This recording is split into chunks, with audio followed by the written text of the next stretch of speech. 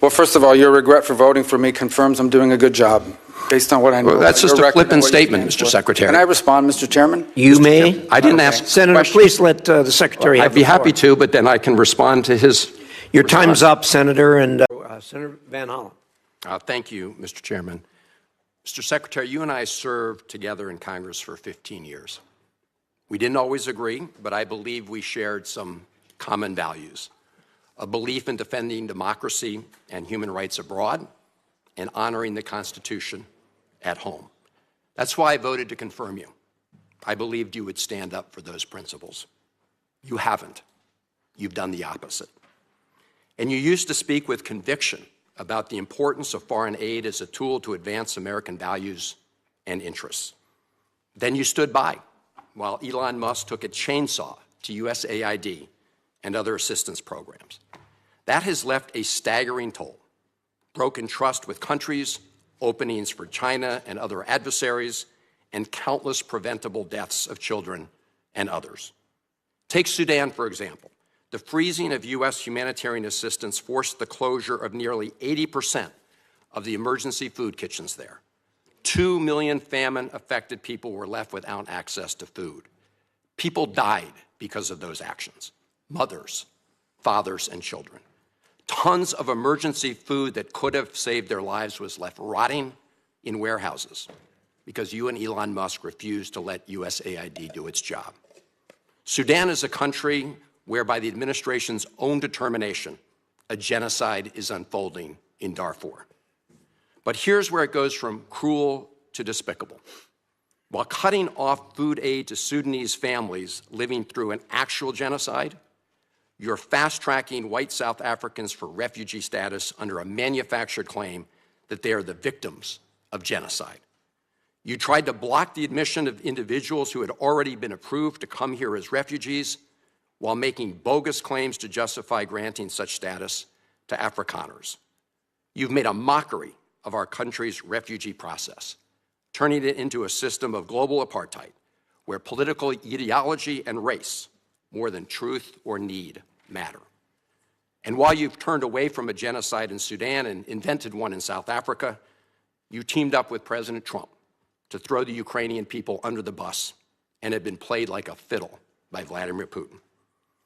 Of course, Donald Trump not only said he would end the war in Ukraine on day one, he also said he would end the war in Gaza on day one. And yet last week, you were all running around to Gulf states, giving away very sensitive American AI and chips technology, but doing nothing to end the war in Gaza and get the remaining hostages returned. You know that for 78 days, the Netanyahu government did not allow a scrap of food to enter Gaza to reach over 2 million civilians. 57 children have died from malnutrition so far, and more than 14,000 children are in imminent danger of dying of starvation. As Cindy McCain said last week, and I quote, "Families in Gaza are starving while the food they need is sitting at the border." That is a gross violation of both U.S. and international law. What did you do? Nothing. Not once did you publicly call upon the Netanyahu government to end the blockade. Fortunately, other countries spoke out, and now we see a tiny trickle going in. Where have you focused your energy instead, Mr. Secretary? Well, your first trip as Secretary of State was to El Salvador, not to promote democracy, but to cozy up to President Bukele, who calls himself the world's coolest dictator. The result was a cash for collusion deal to deprive people living in America of their constitutional rights to due process. The Supreme Court, in a 9-0 decision, instructed you to facilitate the return to the United States of Abrego Garcia, who the administration admitted was wrongfully deported to El Salvador. Your response? You've openly flouted judicial orders. When asked whether you have been in touch with El Salvador to return Abrego Garcia, you boasted, quote, "I would never tell you that. And you know who else I would never tell? A judge." Clearly, you don't care about the Fifth Amendment right to due process, and you don't care about the First Amendment either, since you've been very busy snatching students off of college campuses for exercising their right to free speech.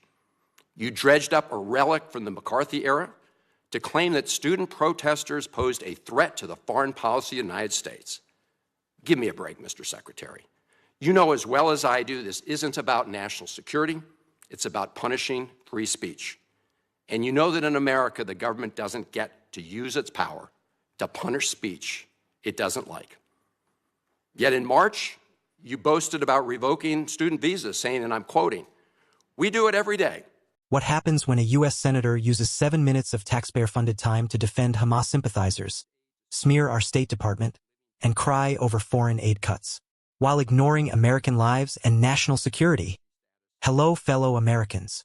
You're welcome back to another episode of The American Enigma, the channel where we fight for faith, flag, and freedom every single day.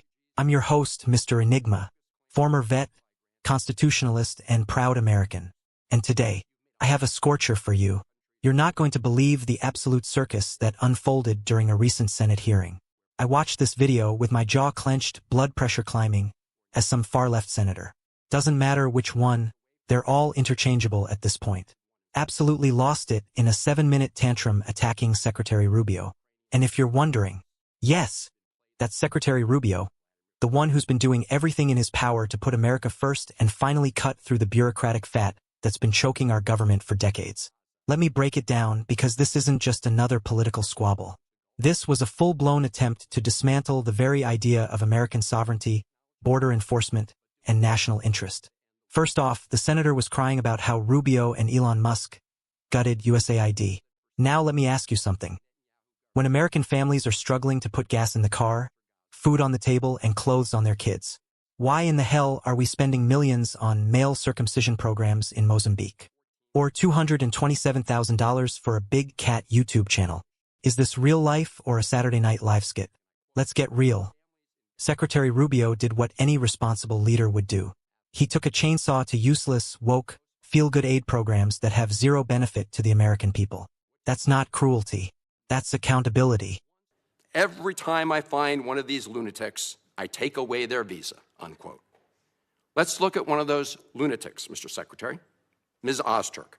Her crime was co-authoring an op-ed in her college paper critical of Tufts University's response to the war in Gaza. Your own department found zero links to terrorism, no anti-Semitic statements, but you still yanked her visa and shipped her off to detention in Louisiana. And the list goes on and on. The federal judge in the case of Mohsen Madawi, who was the Columbia student who was ambushed by federal agents at his citizenship appointment, said, and I quote, this is the judge, "Legal residents not charged with crimes or misconduct are being arrested and threatened with deportation for stating their views on the political issues of the day. Our nation has seen times like this before, especially during the Red Scare and Palmer raids. Like the McCarthy-era witch hunts of the 1950s, your campaign of fear and repression is eating away at foundational values of our democracy. Back then, it took one voice, Attorney Joseph Welch, to cut through the hysteria with the simple question that marked the beginning of the end of that shameful era. He asked Senator McCarthy, have you no sense of decency?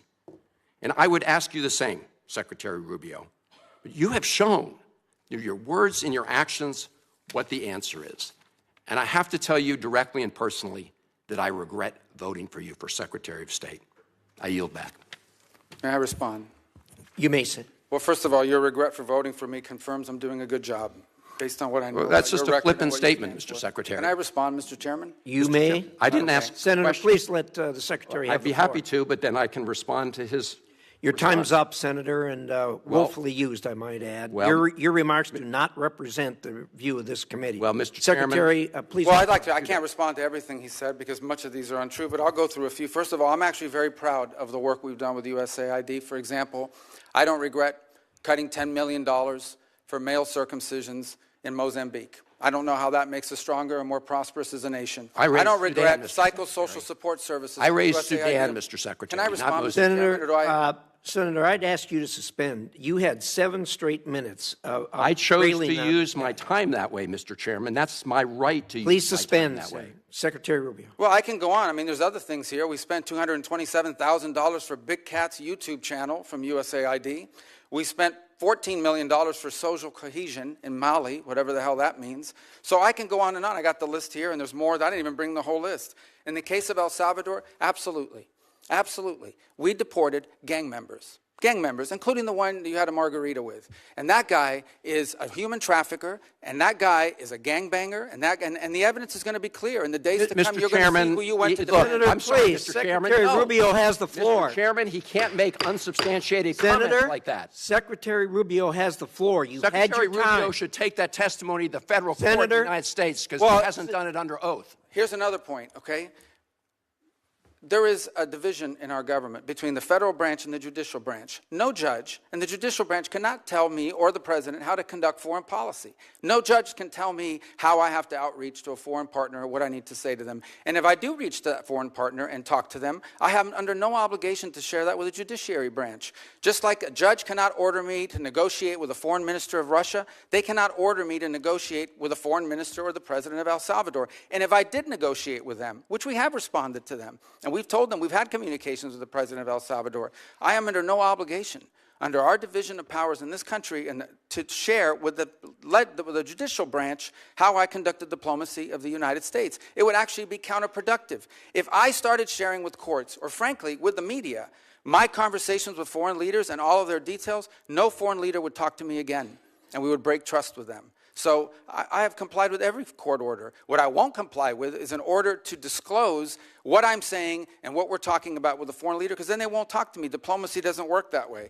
About the student visas, let me say this. I don't deport anybody, and I don't snatch anybody. The State Department does not have officers in the street snatching everybody. What I do is revoke visas, and it's very simple. A visa is not a right. It is a privilege. People apply for student visas to come into the United States and study. And if you tell me that you're coming to the United States to lead campus crusades, to take over libraries and try to burn down buildings and acts of violence, we're not going to give you a visa. Is that what Ms. Ostork did? We're not going to give you a visa. Is that what she And did? if you do Come that, on, Mr. Secretary. and every single You're one of just these blowing cases, the smoke factors here are now. different. Senator, the bottom line is, if you're Senator, coming here to stir up trouble on our campuses, we will deny you a visa. And if you Does have the a First visa Amendment and we find apply you, to we'll people revoke living it. in the United And States? we're going to do more. There are more coming. We're going to continue to revoke the visas of people who are here as guests and are disrupting our higher education facilities. People are paying money. These kids pay money to go to school, and they have to walk Writing through a an bunch of op-ed lunatics to the who are Tufts here on student newspapers visas. disrupting the Simple foreign as policy that. of the United I want to States. do more. I hope we can That's find more of these people. pathetic, Mr. In fact, Secretary. the other day, some guys led a riot. I forgot what university it was, and I asked, please, can you find the arrest records of all the people that were arrested at that riot at that campus? Because if any of them have a visa, we're going to revoke it. I feel so much safer All right, when you let's, lock up people like Ms. Ostork, Mr. Secretary. We've had enough time on the subject. Thank you very much. Now, here's where it got really disgusting. The senator accused Rubio of racism because he fast-tracked some white South African refugees while blocking Sudanese ones. Let me break it down like this. South African farmers, yes, white Afrikaners, have been murdered, attacked, and land seized under radical government policy. That's real. And if they are coming to the U.S. because they're being targeted, they deserve our attention. But Sudan? That's a nation in constant collapse. We've poured billions into that country, and what has it produced? Militant warlords, child soldiers, and chaos. So excuse Rubio for putting U.S. national security and a credible refugee process ahead of virtue signaling. Now here's where this leftist senator really went off the rails, accusing Secretary Rubio of ignoring genocide in Gaza. Really? Let's be clear. Gaza is run by Hamas, a recognized terrorist organization that just launched one of the worst attacks on Israeli civilians in modern history. And now we're supposed to cry about food trucks not getting in? What about the Israeli hostages still rotting in tunnels? Secretary Rubio didn't ignore anything. He rightly refused to pressure Israel while they were defending their nation from animals who murder babies in their cribs. And if food is being delayed, it's because Hamas hijacks it. Cindy McCain and her pals can cry on CNN all they want. But America doesn't play babysitter to terrorists. Then we had the Supreme Court drama about a deported criminal named Abrego Garcia. The senator was livid that Rubio wouldn't obey a judge and bring the guy back. Well, here's a little civics lesson. Foreign policy is the job of the executive branch, not some robe-wearing lifetime appointee. If Rubio doesn't want to pick up the phone and beg El Salvador to send a guy back, he doesn't have to. The Supreme Court can interpret laws. They can't run our embassies. That's not defying the Constitution, folks. That's following it to the letter. Now this was the part that actually made me cheer. The senator, foaming at the mouth, ranted about Secretary Rubio revoking student visas. And you know what? Good. These are guests, not citizens. You come here to learn, not to shut down campuses, burn flags, and chant intifada while blocking Jewish students from attending class. Rubio said it plain: if you abuse your visa to lead violent anti-American protests, you're gone. And that's exactly the kind of spine we need from our leaders. This isn't the Red Scare. This is national defense. You don't get First Amendment rights on a student visa. You're not entitled to stay in our country while trying to tear it apart from the inside. Let me be crystal clear, folks. This wasn't just a spat between two politicians. What we saw was the clash of two visions for America. On one side, a leftist senator who wants open borders, endless aid to failed states, and foreign agitators protected under free speech. On the other, a Secretary of State who believes in borders, laws, and loyalty to this country first. Not to the UN, not to Hamas, not to academic radicals. To America. And you know what? That senator said something like, "I regret ever voting to confirm you." Well, let me say this. That confirms you made the right call, Mr. Secretary. Because if the radical left regrets supporting you, that's the clearest sign you're doing something right. Viewers, this is the fight we're in. The culture war isn't just in the classrooms or Hollywood. It's in the halls of power. And we need fighters like Secretary Rubio in our corner. If you believe in America first, in strong borders, real diplomacy, and calling out nonsense when you see it, hit that like button, subscribe, share this video. Let's make our voices louder than the lies. This is Mr. Enigma with Freedom First. See you on the episode of The American Enigma. God bless you, and God bless the United States of America.